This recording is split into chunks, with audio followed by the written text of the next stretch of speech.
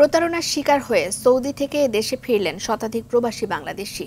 রিয়াদ থেকে ছাড়া একটি ফ্লাইটে সোমবার রাতে দেশে পৌঁছান তারা। বিভিন্ন মেয়াদে সৌদিতে থাকা এসব শ্রমিকের অভিযোগ, বৈধ কাগজপত্র থাকা সত্ত্বেও তাদের আটক করে দেশে ফেরত পাঠিয়েছে সৌদি সরকার। এ সময় প্রতারণা এবং অবিচারের নানা চিত্র তুলে ধরেন রেমিটেন্স যোদ্ধারা। একই সঙ্গে সৌদিতে অবস্থিত বাংলাদেশি দূতাবাসের বিরুদ্ধে অসহযোগিতার অভিযোগ করেন তারা।